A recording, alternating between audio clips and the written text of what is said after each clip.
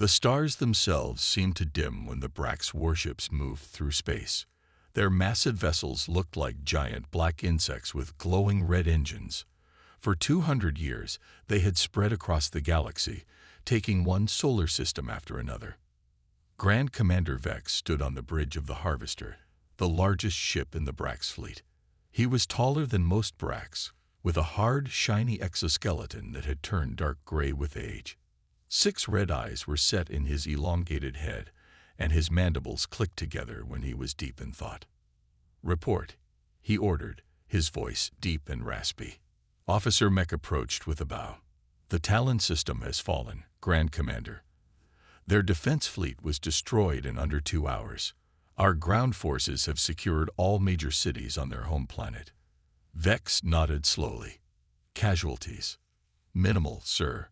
The Talon weapons were primitive. They had no chance." A satisfied hiss escaped from between Vex's mandibles. "Add their resources to our inventory. Begin processing their population for labor." "Yes, Grand Commander." Vex turned to the large display that showed a map of the galaxy. Nearly all of it glowed with the red light that marked Bracks territory. Only the outer edges remained untouched. "Soon," Vex whispered to himself. "Soon it will all be ours."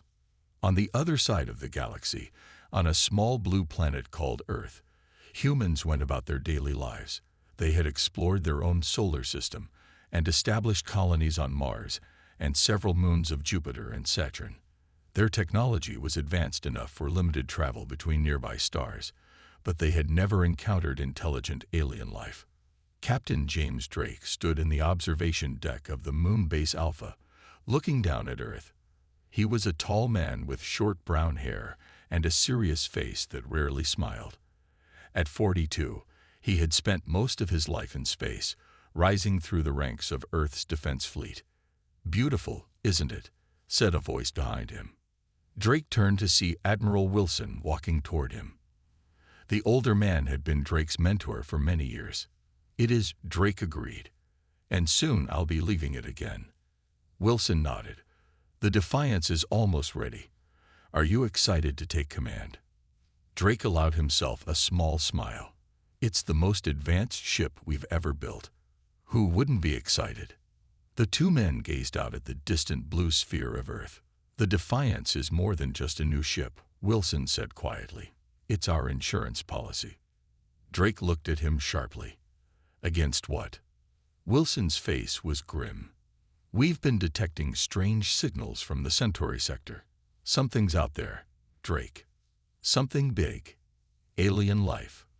Possibly. And if it is, we need to be ready."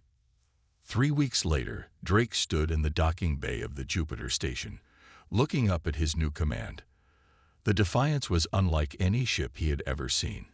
It was sleek and angular, with a dark gray hull that seemed to absorb light rather than reflect it. At 500 meters long, it wasn't the largest ship in Earth's fleet, but it was by far the most advanced. Lieutenant Anna Miller, his second in command, joined him. She was young but brilliant, with short black hair and an intense focus that had earned her the position despite her age. "She's beautiful," Miller said, gazing up at the ship. Drake nodded. "And deadly. The new plasma cannons can punch through any known shield. The dimensional drive will make us faster than anything else in space." "The crew is ready, sir. Final testing begins tomorrow." "Good. I want to push her to her limits. If the Defiance is going to protect Earth, we need to know exactly what she can do." For the next month, Drake and his crew of 200 put the Defiance through rigorous tests in the outer solar system. The ship performed beyond expectations, reaching speeds that made the stars blur and demonstrating weapons powerful enough to vaporize small asteroids with a single shot. Drake sat in the captain's chair on the bridge, reviewing the day's test results with Miller and Chief Engineer Tom Reed, a stocky man with a genius for engines and a perpetual oil stain on his uniform. "The dimensional drive is operating at 110% efficiency," Reed reported proudly. "I've never seen anything like it." Drake was about to respond when the communications officer called out, "Captain, Emergency transmission from Earth Command. Put it through, Drake ordered. Admiral Wilson's face appeared on the main screen. He looked pale, and his voice was urgent. Drake, we're under attack. Multiple unknown vessels have entered the solar system. They've already destroyed our outer defense platforms and... The transmission cut to static. Get him back, Drake shouted. I can't, sir, the communications officer replied, his voice shaking. All channels to Earth are being jammed. Drake turned to Miller. Battle stations, set course for Earth, maximum speed. The Defiance turned and accelerated toward home, the dimensional drive pushing it faster than any human vessel had ever traveled. But even at such speeds, it would take hours to reach Earth from their position near Neptune. Drake stood at the view screen, his face hard as stone. Tactical, give me any information you can get. I want to know what we're facing. As they raced toward Earth, scattered reports reached them. The attacking force was massive. Hundreds of ships with technology far beyond anything humans had developed. They had smashed through Earth's defenses like they were nothing. When the Defiance finally approached Earth orbit, Drake felt his heart sink. The planet's defense fleet had been reduced to floating debris. The moon base was a smoking ruin, and on Earth itself, great columns of smoke rose from every major city. My God, Miller whispered beside him. On the tactical display, they could see the alien ships, black, insect-like vessels with glowing red engines. Their landing troops, the tactical officer reported. Ground invasions in progress on all continents. Drake gripped the arms of his chair. Earth's government would fall within hours. Billions of lives were at stake, and his ship, one vessel, no matter how advanced, could not stop an invasion of this scale. Sir, Miller said quietly, what are your orders? Drake took a deep breath, making the hardest decision of his life. We can't save Earth. Not now. But we can survive. We can fight back. He turned to face his crew. The Defiance was built to protect humanity. To do that, we need to retreat, gather information about our enemy, and find a way to defeat them. Set course away from the solar system, he ordered. We're going to disappear, and then, when the time is right, we're going to come back and take our home. As the Defiance slipped away from the battle, Drake took one last look at the burning Earth. He made a silent promise to return, no matter how long it took. The invaders had conquered his world, but they had missed one ship, the one ship that might someday bring their empire crashing down. 3 days after their escape, the crew of the Defiance gathered in the ship's main meeting room. Faces were grim, eyes red from crying or lack of sleep. Captain Drake stood at the front, his shoulders heavy with the weight of their situation. I know you all want to go back, Drake said, his voice steady despite his exhaustion. I do too. But if we return now, we'll die, and Earth will have no hope at all. Lieutenant Miller spoke up. Captain, we've been monitoring Earth's broadcasts. The Bracks, that's what they call themselves.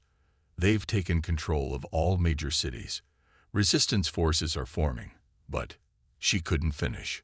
But they don't stand a chance, Drake completed her thought. Not against the technology we've seen. Chief Engineer Reed raised his hand. Sir, I've been analyzing what data we gathered during our escape. The Bracks ships use some kind of energy field we've never seen before. It's why our weapons couldn't damage them.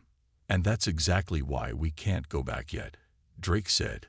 We need to understand them, learn their weaknesses, and then strike when they least expect it. A young communications officer named Lisa Jones stood up. Her face was streaked with tears. My family was in London. I can't just abandon them. Drake walked over to her and put a hand on her shoulder. We're not abandoning anyone. We're their best hope. The Defiance is more than just a ship now. We're carrying the future of humanity with us. He looked around at his crew. Starting today, we are at war. Our mission is to survive, learn everything we can about the Bracks, and prepare to take back our home. 1 month later, The Defiance hovered at the edge of the Epsilon Indi system, using a small uninhabited planet to hide from Bracks patrols. Drake had established a routine for the crew, dividing them into teams for research, reconnaissance, and maintaining the ship. Dr. Alice Hayes, the ship's chief scientist, had set up a makeshift lab in one of the cargo bays. She was a short woman with graying hair and a fierce intelligence that had earned her multiple awards before the invasion. "Captain, you need to see this," she said as Drake entered her lab. She showed him a holographic display of what looked like an insect under a microscope. "This is a Bracks cell sample we recovered from debris after our escape. Their biology is unlike anything we've seen. They're carbon-based, like us, but their cellular structure is incredibly complex." "Is that useful to us?" Drake asked. Hayes nodded eagerly. "Very. They have a unique sensitivity to certain radiation frequencies. It doesn't kill them, but it disrupts their neural patterns. Think of it as an instant migraine." Drake's eyes lit up. "Can we use that?" "Potentially. Reed and I are working on modifying one of our secondary weapons systems to emit that specific frequency." For the first time in weeks, Drake felt a spark of hope. Back on Earth, the Bracks had transformed the planet. Massive processing facilities now covered what had once been major cities. Humans were rounded up and sorted, some put to work in mines and factories, others sent off-world for unknown purposes. Grand Commander Vex had established his headquarters in what used to be New York City. The gleaming skyscrapers had been replaced by a towering black structure that reached into the clouds. Vex gazed out over his new domain with satisfaction. "Report," he ordered as Officer Mech entered his chamber. "Earth's resources are exceeding expectations, Grand Commander. The water alone is more valuable than 3 standard planets, and the humans, while physically weak, show remarkable adaptability as workers." Vex clicked his mandibles in approval. "And the resistance? Small and disorganized. They have no significant weapons. They'll be crushed within weeks." "Excellent." Vex turned away from the window. "Any sign of the missing ship?" Mech hesitated. "No, Grand Commander. Our scouts have found no trace of it." Vex's 6 eyes narrowed. "One ship should not concern us. But I dislike loose ends. Find it." 6 months after Earth's fall, the Defiant had become a ghost, slipping in and out of systems at the edges of Bracks territory. They observed Bracks ships from a distance, gathered information, and occasionally raided small outposts for supplies. Drake sat in his quarters reviewing the latest intelligence. They had learned much about the Bracks, their hierarchical society, their advanced technology, and most importantly, some of their weaknesses. A knock at his door interrupted his thoughts. "Enter," he called. Miller walked in, looking excited. "Captain, we've made contact with another resistance group. They're not human, but they hate the Bracks as much as we do." Drake sat up straight. "Where?" "The Proxima system. They call themselves the Velox. Their planet was one of the first the Bracks conquered, over 100 years ago." This was the breakthrough Drake had been waiting for. "Set course for Proxima. Let's meet our new friends." 2 days later, the Defiance entered the Proxima system, carefully avoiding Bracks patrol routes they had mapped over months of observation. They landed on a small moon where, according to their information, the Velox resistance had a hidden base. Drake led a small team to the surface. They walked through a narrow canyon until they reached what looked like a solid rock wall. As they approached, a section of the wall shimmered and disappeared, revealing a hidden entrance. A tall, slender being stepped out.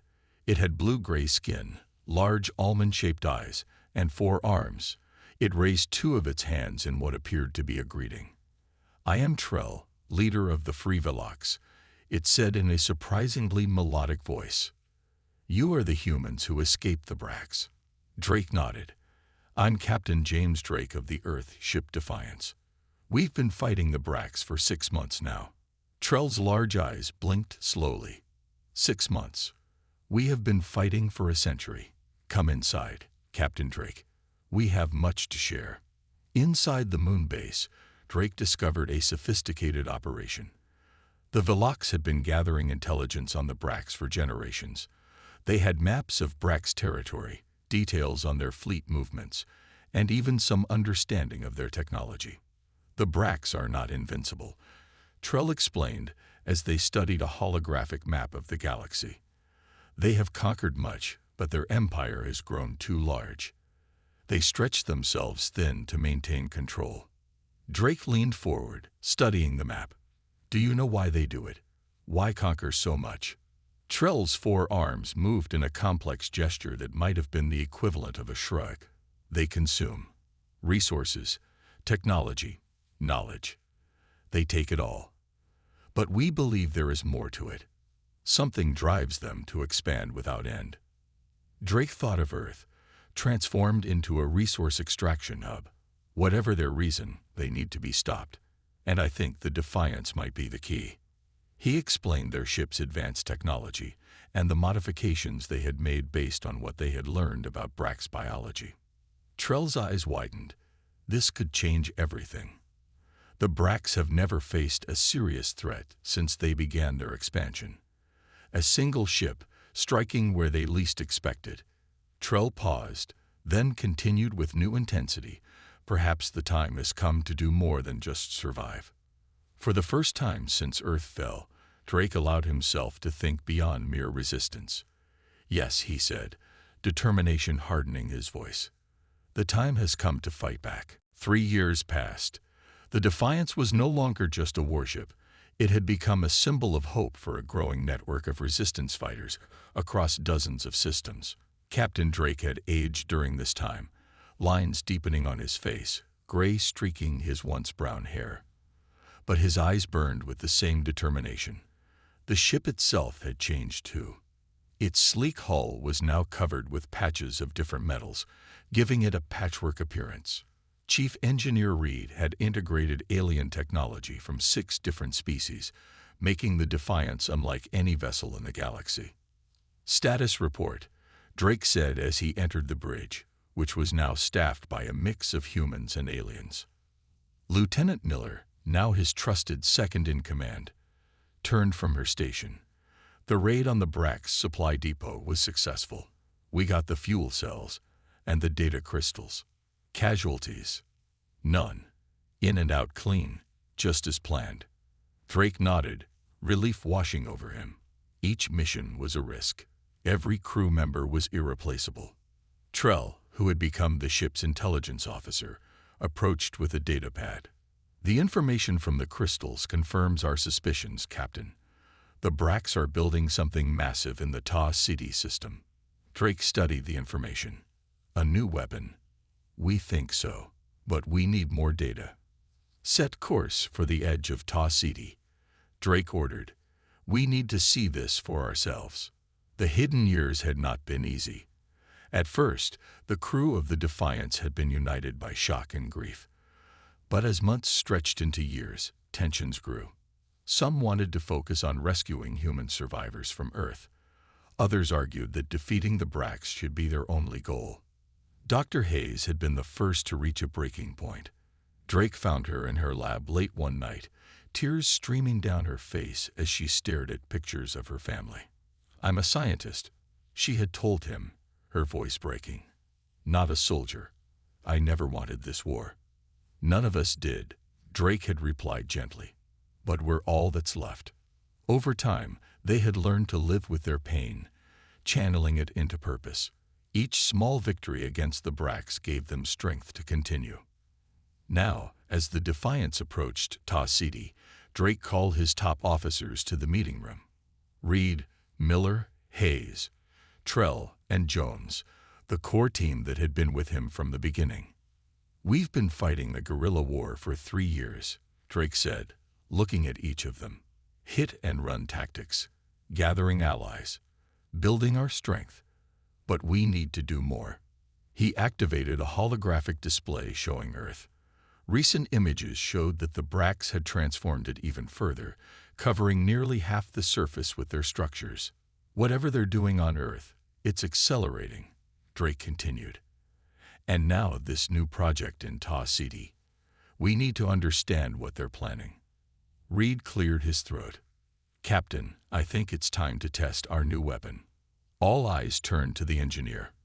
For the past year, Reed and Hayes have been working on something they called Project Thunder, a weapon that combined human dimensional drive technology with the radiation frequency that disrupted Bracks' neural patterns. Is it ready? Drake asked. Reed nodded. As ready as it'll ever be. If it works, it could disable an entire Bracks ship without destroying it. We could capture one intact. Drake considered this. Capturing a Bracks ship would not only provide valuable intelligence, but also prove the Bracks could be defeated. The risk is significant, Trell pointed out. If we are captured, the Resistance loses its flagship, and the Bracks would learn about all our allies. True, Drake agreed, but sometimes you have to risk everything to win anything. After hours of debate, they reached a decision. They would target a medium-sized Bracks cruiser on patrol near Taw City, test the new weapon, and attempt to capture the vessel. 2 days later, the Defiance lay in wait behind a small moon. Their target, a Bracks cruiser, followed its regular patrol route through the system. On the bridge, tension was thick enough to cut with a knife. This would be their first direct engagement with a Bracks warship in over 2 years. Weapon charged at 100%. Reed reported from his station. All systems ready, Miller added. Boarding teams standing by. Drake took a deep breath. Engage dimensional drive. Take us in fast. The Defiance shot forward, appearing seemingly out of nowhere next to the Bracks cruiser. Before the alien ship could react, Reed fired the new weapon. A pulse of energy, invisible to the naked eye, but powerful enough to make the ship's sensors flicker, struck the Bracks vessel. For a terrible moment, nothing happened. Then the cruiser's engines died. Its weapons went dark. It worked.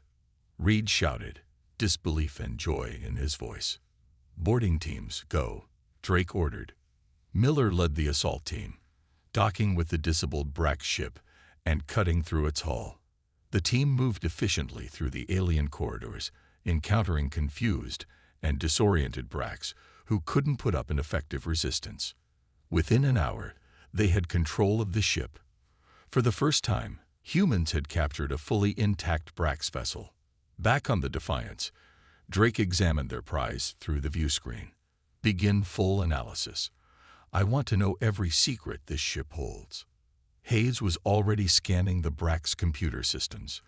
Captain, there's something you need to see. On her screen was a star map showing Earth and several nearby systems. All were marked with the same symbol. What does it mean? Drake asked. Hayes' face was pale. According to their data, these are life harvest sites. Earth isn't just being mined for resources. They're harvesting humans themselves. A horrified silence fell over the bridge. Why? Miller finally asked. What do they want with humans? Hayes continued reading. Their species is dying. Some kind of genetic degradation. They're using DNA from conquered species to try to save themselves. Drake stared at the information, a cold fury building inside him. So this is why they've conquered half the galaxy. Not just for resources or territory. They're desperate. Trell moved closer, all 4 arms tense. Desperate enemies are the most dangerous kind, but also the most vulnerable, Drake countered. Now we know their true weakness, and we can use it against them. For the first time since Earth fell, Drake saw a clear path to victory. The Bracks were not invincible conquerors. They were a dying species fighting for survival, just like humanity. Set course for the rendezvous point, he ordered. It's time to gather all our allies. We're not just going to keep hiding and surviving. We're going to take the fight to the Bracks. As the Defiance and its captured prize jumped away from Taw City, Drake felt something he hadn't allowed himself to feel in years. Hope. Not just hope for survival, but hope for victory. Hope for Earth. 7 years had passed since Earth fell. The Defiance was no longer alone. A small fleet of 12 ships now traveled with it. vessels captured from the Bracks and modified with the technology that Reed had developed. Each was crewed by a mix of species who had joined the resistance. Drake stood on the bridge of the Defiance, looking at the tactical display. Their fleet was small compared to the Bracks Armada, but each ship carried the weapon that could disable Brack systems. And now, after years of preparation, they were about to attempt something that had seemed impossible. They were returning to Earth. "All ships report ready," Captain Miller said. She was now a commander, her once young face hardened by years of combat. Drake nodded. "Send the signal. Begin Operation Homecoming." The fleet jumped into dimensional space, vanishing from their hiding place at the edge of the Alpha Centauri system. The journey to Earth would take just 3 hours with their improved drives. Drake retreated to his quarters for what might be the last time. On his desk sat a small hologram of Earth as it once was. Blue oceans, green and brown landmasses, white clouds swirling in its atmosphere. He had looked at it every day for 7 years, reminding himself what they were fighting for. A knock came at his door. "Enter," he called. Trell stepped in, all 4 arms held close to his body in what Drake had learned was a sign of respect. "The crew wished me to speak with you," the alien said. "We want you to know that whatever happens today, you have given the galaxy something it has not had in centuries: hope." Drake smiled slightly. "We haven't won yet." "No," Trell agreed, "but we have shown that the Bracks can be fought. That alone is a victory." Drake stood and extended his hand in the human gesture of friendship that Trell had learned years ago. The alien grasped it with his upper right arm. "It has been an honor, James Drake," Trell said formally. "The honor has been mine," Drake replied. "Now let's go take back my world." The fleet dropped out of dimensional space just beyond the orbit of Earth's moon. Immediately, alarms sounded across the bridge. "Brack's defenses detected," the tactical officer reported. "Orbital platforms, patrol ships. They spotted us." Drake had expected nothing less. "Deploy according to plan. Groups 1 and 2, target the orbital platforms.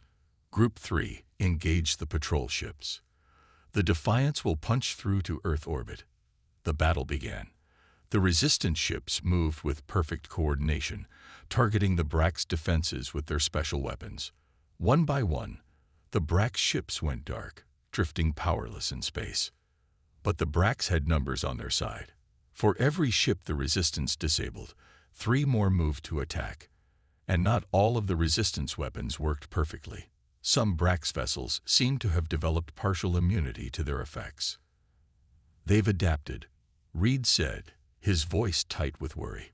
"Not completely, but enough to give them more time to react." Drake watched as one of their ships, the Freedom, took heavy damage from a Bracks cruiser. "All ships, focus fire on Sector 7. We need to open a path." The battle raged for over an hour. 3 resistance ships were lost, but the Bracks' defenses were crumbling. Finally, a gap opened in the defensive line. "Now," Drake ordered, "full power to engines. Take us to Earth." The Defiance shot forward, diving toward the blue planet. As they entered orbit, the crew fell silent at the sight below. Earth had been transformed. Vast black structures covered much of North America and Europe. The oceans had been darkened in places by massive floating platforms. The Amazon rainforest had been replaced by a single enormous facility that glowed with eerie green light. "Life signs?" Drake asked, his voice barely audible. Hayes checked her scanners. "Human population approximately 1 billion, mostly concentrated in what appear to be labor camps. Brack's presence is heavy, at least 10 million, with the highest concentration in North America." Drake took a deep breath. "Take us down. Target the command center." In his headquarters in what had once been New York City, Grand Commander Vex received the alert. His mandibles clicked rapidly, a sign of agitation that his officers rarely saw. "One of the attacking ships has broken through," Officer Mech reported. "It's heading directly for us." "Impossible," Vex hissed. "No single ship would dare." Sensors confirm it is approaching our airspace. And sir, it appears to be of human design. Vex's 6 eyes widened. The missing ship. After all these years, he turned to his communications officer. Order all available forces to intercept. I want that ship destroyed. But even as he gave the order, alarms sounded throughout the headquarters. The human ship had entered the atmosphere and was diving straight toward them. The Defiance shook violently as it cut through Earth's atmosphere. Bracks fighters swarmed around it, firing continuously at its shields. Shields at 60%, Miller reported. We can't take much more of this. Drake gripped his chair. Stay on course. Arm all weapons. Target the main tower. Below them, the massive black tower that served as the Bracks headquarters loomed larger. Surface-to-air weapons fired, filling the sky with deadly energy bolts. Shields at 40%, 30%. Fire everything we have, Drake ordered. The Defiance unleashed its full arsenal. Conventional weapons hammered the tower's shields while their special weapon, now refined after years of development, penetrated them, targeting the Bracks control systems inside. The tower's lights flickered and died. Its defenses went silent. Direct hit, Miller shouted. Their systems are down. Get us on the ground, Drake ordered. Boarding teams ready. The Defiance landed in what had once been Central Park, crushing the alien structures that had replaced the trees. Bracks ground forces were already converging on their position, but they seemed disorganized, confused by the sudden loss of their command center. Drake led the first team out of the ship. For the first time in 7 years, he stood on Earth's soil. The air smelled different, metallic and strange, but it was still home. Move out, he ordered. Take the tower. Find Vex. As his team advanced toward the darkened Bracks headquarters, word of their arrival spread. From the labor camps around the city, humans watched in disbelief as the Defiance, a human ship, battled the invincible Bracks. And for the first time in 7 years, they began to hope. Inside the tower, Vex ordered his personal guard to prepare for battle. The humans had returned, just as he had always feared they might. But he was not defeated yet. The Bracks Empire had conquered 1,000 worlds. One ship, no matter how advanced, could not change that. Or could it? As Drake and his team fought their way deeper into the tower, that question hung in the balance. The fate of Earth, perhaps the fate of the galaxy, would be decided in the next few hours. Drake and his team fought their way through the dark corridors of the Bracks headquarters. The special weapons they carried disrupted the Bracks' nervous systems, leaving the aliens disoriented and unable to mount an effective defense. Still, there were hundreds of them, and the team had to move carefully. Command level is 2 floors up, Miller said, checking the building schematics they had downloaded. That's where Vex will be. Drake nodded. Team 1 with me. Team 2, secure the communication center. We need to broadcast to the entire planet. As they climbed higher in the tower, resistance grew fiercer. The Bracks here wore different armor, golden instead of black, and seemed less affected by the disruption weapons. Elite guards, Trell explained as they took cover behind a fallen column. They have mural shielding. Drake switched his weapon to conventional mode. Then we do this the old-fashioned way. The firefight was intense but brief.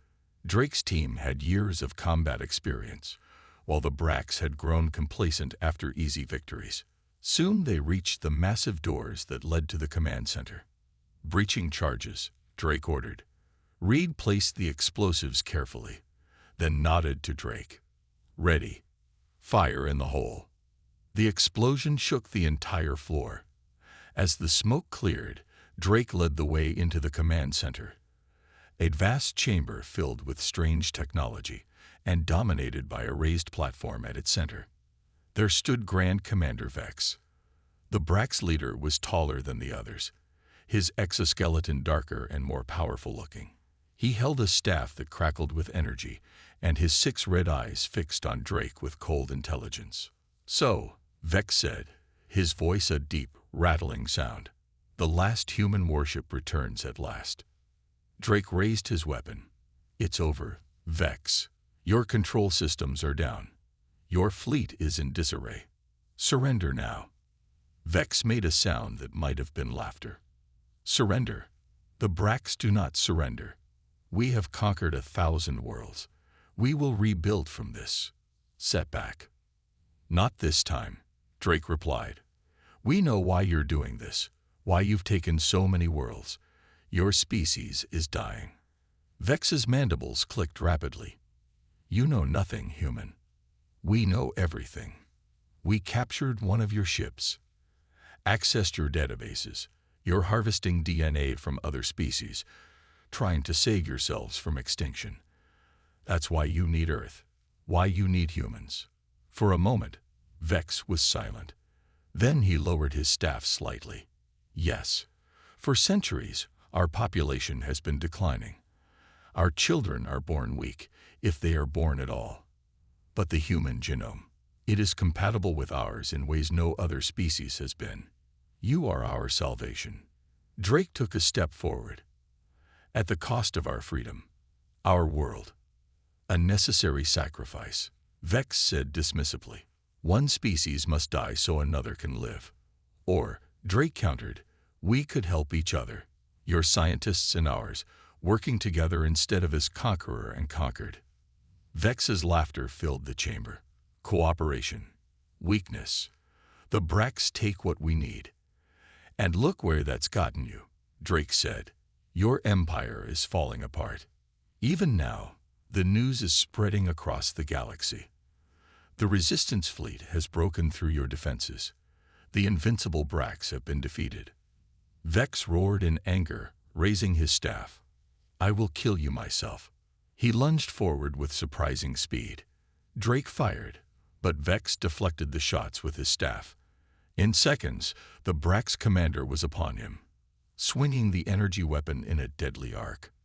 Drake rolled aside, the staff missing him by inches. Miller and the others fired, but Vex's personal shield absorbed the shots. This would be a one-on-one fight. Drawing his combat knife, Drake circled the Bracks leader. 7 years of built-up rage and determination fueled him. This creature represented everything that had been taken from humanity. Their home, their freedom, their future. Vex attacked again, the staff cutting through the air with a crackling hiss. This time, Drake didn't dodge. Instead, he stepped inside the swing, accepting a glancing blow to his shoulder in exchange for getting close enough to drive his knife into a gap in Vex's exoskeleton. The Bracks commander shrieked, a high-pitched sound that hurt human ears. Black fluid leaked from the wound as Vex staggered backward. This changes nothing, Vex gasped. Kill me, and another will take my place. The Bracks are eternal. Drake shook his head. No, you're just another species fighting to survive. But you chose the wrong way to do it. He raised his weapon, aiming at Vex's head. And you chose the wrong planet to invade. A single shot echoed through the command center. Vex collapsed, his 6 eyes going dark forever. 3 hours later, Drake stood on the roof of the tower. The Defiance had sent the signal to the rest of the Resistance fleet, and they had secured orbit around Earth. More importantly, they had broadcast the news of Vex's death to every Brack ship and colony in the system. The effect was immediate. Without their leader, the Brack's command structure began to fall apart. Some ships fled, while others surrendered. On the ground, human resistance fighters emerged from hiding, attacking Brack's positions that were now vulnerable without central coordination. Miller joined Drake on the roof, her face scratched but triumphant. Reports coming in from around the planet. The Bracks are in full retreat. Some of their commanders are even offering to negotiate. Drake looked out over what had once been New York City. The alien structures still dominated the landscape, but here and there, fires burned as humans reclaimed their territory. What about the other planets? He asked. The other species the Bracks enslaved. The word is spreading, Miller said. Our alien allies are transmitting the news across Brack's communication channels. Rebellions are breaking out everywhere. Reed appeared at the doorway, his face split by an enormous grin. Captain, "You need to see this." He handed Drake a tablet showing a live feed from one of the labor camps. Thousands of humans were celebrating in the streets, tearing down Bracks symbols and raising makeshift Earth flags. "It's happening all over," Reed said. "Not just here, on every world the Bracks conquered. The Empire is collapsing." Drake felt a weight lift from his shoulders. 7 years of running, hiding, and fighting. And now, finally, victory. "What about the Bracks' genetic problem?" Miller asked quietly. "Without human DNA, their species will die out." Drake watched the celebrations below. "We'll offer to help them, the right way. Not as conquerors and slaves, but as equals." Maybe that's the real lesson here. As the sun set over Earth for the first time in 7 years without Bracks rule, Drake thought about the journey that had brought them to this moment. One ship, just one ship that the Bracks had missed, had been enough to change the course of galactic history. The Defiance had lived up to its name. "Send a message to all our allies," Drake said. Tell them Earth is free. And soon, the galaxy will be too."